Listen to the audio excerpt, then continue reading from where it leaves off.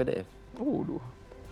Anda masih di Ekonomi, kita langsung melanjutkan pembicaraan kita terkait dengan kondisi perekonomian kita yang tampil cantik, namun di lapangan alarm PHK itu terdengar sangat lantang. Saya langsung ke Pak Ajib, mewakili pengusaha dan juga industri. Pak Ajib, seberapa lantang sebenarnya alarm-alarm ataupun dengung-dengung PHK ini mulai banyak terdengar di sektor-sektor industri kita? Sebenarnya begini, poin pertama adalah berbicara begini Mas Ruli, ini agak-agak sulit kita membahasakan dengan bahasa yang sepositif mungkin berbicara masalah PHK.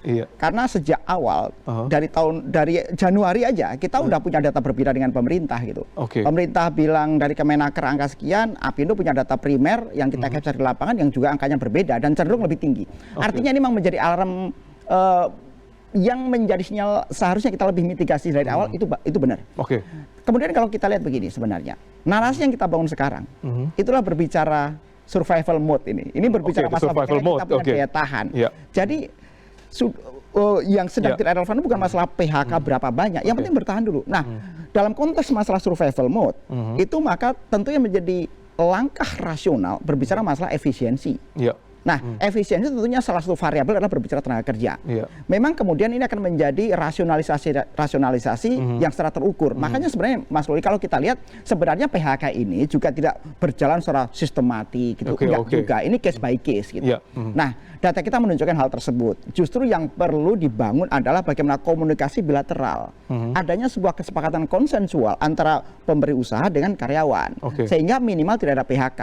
Karena dari awal Apindo sudah memproyeksi dari tahun 2025 kemarin itu untuk 5 tahun ke depan sekitar ya 67% pengusaha belum akan melakukan ekspansi secara besar-besaran. Data Apindo memang. Kira-kira begitu Mas Ruli.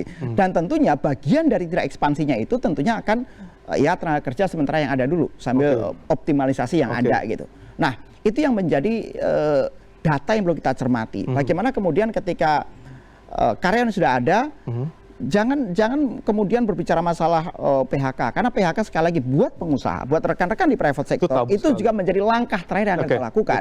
Tapi sekali lagi perlu dibangun hubungan yang bersifat mutualistik dan konsensual antara pemberi kerja dengan pemberi. Ini konsensual ini apakah hanya untuk pengusaha dan juga pekerja, ataukah perlu ada pemerintah masuk di level tersebut? Sepanjang ada sebuah kesepakatan konsensual, sebenarnya pemerintah itu tidak harus. Pemerintah itu ketika ada perbedaan pendapat, ketika dibutuhkan jalan tengah, baru pemerintah turun. Karena kan pemerintah ini kan memberikan sebuah regulasi sebenarnya. Tapi dalam konteks hubungan kerja adalah pemberi kerja dan tenaga kerja. Sepanjang kemudian hak-hak ketenaga kerjaannya terjamin, UMR dan lain-lain terjamin, saya pikir tidak harus pemerintah. Bahkan begini deh contohnya gini, kita libur panjang. Sebenarnya libur panjang ini jadi problem juga buat dunia usaha. Dia harus libur panjang, Kamis libur, Jumat ikut libur. Ya kalau semua jadi tanggal merah kan jadi nggak bisa buat konsensual, karena namanya libur harus libur. Orang masuk harus biaya lembur kan kira-kira begitu. Bukan artinya begini. Harusnya pemerintah lebih wise ya, lebih bijak bahwa bagaimana dunia usaha itu harus diberikan keruangan yang bisa bertumbuh dengan baik, sehingga ujungnya apa? Kebijakan-kebijakan yang dikeluarkan itu bisa mendorong namanya low cost ekonomi. Karena contoh, ketika dipaksa tanggal merah harus libur, jadi ketika libur masuk, karena kadang-kadang karyawan juga pengen masuk, tapi karena tanggal merah jadi harus lembur. Ini kan contoh kecil dari yang mendorong namanya high cost ekonomi. Karena seharusnya dengan jam kerja yang sama dia lebih mahal. Contohnya mengatakan ada insentif kan diberikan kepada pengusaha dan juga industri gitu untuk menekan biaya cost tersebut. Apakah sudah dirasakan sampai sekarang? Ya, ini kan harus kita diskusi tentang konteks ekonomi. Itu harus berbicara untuk semua sektor. Kalau kemudian per sektor, maka akan terlalu banyak kebijakan harus dikeluarkan dan banyak PR. Nah, namanya kebijakan itu harusnya memberikan playing level field yang sama kepada semua pelaku ekonomi dan pelaku industri yang ada, Mas Ruli. Jadi pemerintah harus sekali lagi, terutama padat karya. Karena sekali lagi kalau kita lihat orientasi investasi yang masuk, itu sekarang udah pro dengan padat modal. Sehingga kemudian insentif harus lebih tepat sasaran pada padat karya. Karena sekali lagi ketika private sector diberikan insentif yang tepat sasaran, maka ini menjadi sebuah engine positif untuk bisa menjadi job creation yang berkualitas. Kira-kira begitu, Mas Ruli. Mas Roni, kalau dilihat sama-sama gitu, kekhawatiran terbesar itu kan seperti apa sih ke depannya gitu? Apakah memang ada PHK ini, atau nanti inflasi yang akan melonjak karena beban utang akan juga melonjak gara-gara nilai tukar rupiah juga semakin tinggi? Apa yang akan dilihat kekhawatiran terdekat ini kira-kira? Ya, yang pertama kan high cost ekonomi itu kan. Kalau kita lihat dari sisi moneternya, manufaktur kita ini jadi anak kedua ini. Oke, merasa seperti itu kira-kira? Ya, setuju. Memang turun. Gini. Kalau boleh saya nambahkan ya, karena saya sepakat dengan Mas Roni. Gara-gara kapital intensif itu kan. Iya, dan bahkan gini, kalau kita bagi 8 klaster usaha, sektor manufaktur itu adalah termasuk 2 terendah yang mendapatkan lending credit. Iya, berarti kan ini nggak dilindungi oleh regulasi. Padahal ini job creation. Job creation dan juga besar di sana. Betul, lending credit dan hanya single digit dulu. Jadi ini masih belum pro dengan dunia usaha yang setahun belakangan memang kita gandrung dengan kata-kata hilirisasi ya. Dan itu tuh memang investasi itu mayoritas lari ke situ, Mas. Dan as we know, hilirisasi ini kapital intensif. Teknologi tinggi gitu kan. Semuanya butuh teknologi tinggi dan serapan tenaga kerjanya nggak terlalu banyak, dan itu pun kalau menyerap tenaga kerja itu harus high skill. Gitu. Sementara manufaktur itu padat karya, gitu loh. Dan mereka tuh concern ke situ, hilirisasi. Dan udah lama memang gitu. Bahkan sebagian orang, mungkin saya juga melihat sinyal ada bahasa ekonomi itu adalah premature deindustrialization gitu. Karena kontribusi sektor manufaktur kita mulai menurun, bulan April juga PMI-nya menurun. Kita takutnya ke depan ini menjadi tren, dan ini yang kita takutkan. Sementara kualitas pertumbuhan ekonomi, sejarah ekonomi mengatakan seluruh dunia seperti itu, ditentukan oleh sektor manufakturnya. Gitu loh. Kalau kita mulai beralih ke sektor jasa, itu manufakturnya harus matang dulu baru kita lari ke jasa, services. Nah, sektor manufaktur kita itu belum matang. Lagi berkembang, lalu pemerintah itu teralihkan ke nikel pertama ya, itu 10 tahun sebelumnya. Lari fokus ke situ, insentif keluar semuanya ke situ, potongan pajak semuanya ke situ, tumbuhlah barang ini jadi ekosistem di satu tempat gitu loh. Dan sekarang pemerintah bermimpi mereka akan menjadi trigger revolusi besar menjadi mobil listrik. Gitu ya. Jadi yang lain itu terlupakan, apalagi tekstil, sepatu dan sebagainya. Padahal itu padat karya di sana. Yang sebenarnya ekspor kita besar loh di situ. Ekspor kita dari mereka penghasilnya. Dan masalahnya selain mereka nggak dapat insentif, mereka juga sebagian bahan baku dan bahan pembantunya itu impor. Manufaktur kita mulai dari tekstil, sampai apalagi chemical ya, petrochemical, itu impornya besar. Dolar naik. Nah, kebayangkan mereka itu tekanannya itu udah double pressure gitu di dalam itu. Mereka udah melakukan efisiensi, restitusinya ditahan, mencari modal ternyata suku bunga tinggi, Mas. Kemungkinan saya memahami lah kenapa Pindo bilang 60% nggak akan ekspansi ke 5 tahun ke depan. Karena masih ada ditahan. Bebannya sangat berat dan proyeksi ekonominya masih berat ke depan. Kalau setidaknya masih bisa ekonomi itu terlihat kualitasnya bagus, konsumsi kita bagus karena kualitas pendapatan masyarakat meningkat, bukan karena lebaran, bukan karena apa-apa kan, karena ketahanan pendapatannya meningkat, pasti mereka ekspansi karena pembeli saya masih oke lah. Masih ada, daya beli juga masih tinggi sebenarnya.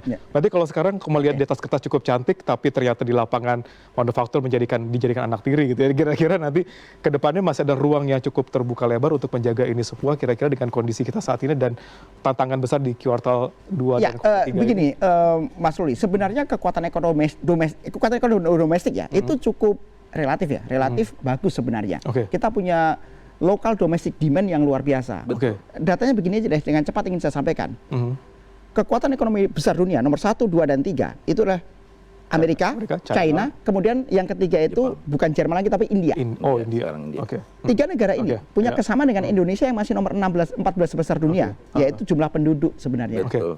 Jumlah penduduk kita itu nomor 4 besar dunia. Artinya kemudian membangun narasi emas 2045 itu salah satunya berangkat dari data ini. Berangkat dari kondisi ekonomi domestik kita yang sebenarnya kuat. Pertanyaannya adalah kalau ekonomi domestik kita seharusnya bisa kuat, kenapa kita masih pendapatan per kapita kita masih 5.000 US dollar per kapita per tahun dan seterusnya. Ini berbicara masalah manajemen aja. Kira-kira langkah konkret diharapkan oleh pengusaha dan juga industri dalam menjaga momentum ini.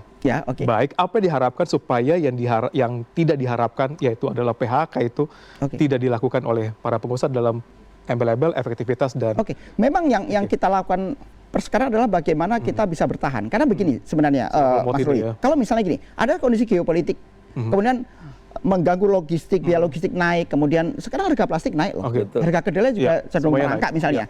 Kemudian kenaikan harga ini kan pilihan kita dua, kita naikkan harga produksi kita, berarti kemampuan masyarakat menyerap lebih rendah, atau kemudian kita absorb kenaikan itu menjadi mengurangi keuntungan.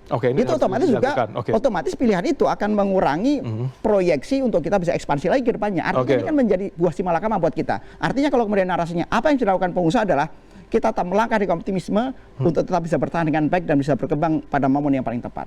Tentunya mengharapkan regulasi pemerintah yang tepat sasaran. Relaksasi di sana gitu. Mas Roni, mungkin terakhir Mas Roni, kira-kira dengan kondisi saat ini prediksinya akan seperti apa dan apakah kita sudah siap apabila ada perlambatan nanti ke depannya? Kita udah terbiasa dengan perlambatan sebenarnya. Itu karena kalau pemerintah tidak melakukan government spending secara agresif, mungkin kita perlambatan sebenarnya. Peningkatan daya beli juga datanya kalau kita kan 5,6 itu year on year. Kalau dibanding kuartal sebelumnya, kita itu kontraksi 0,77 kalau Anda periksa datanya di BPS. Kita itu kontraksi dari kuartal sebelumnya 0,77 gitu.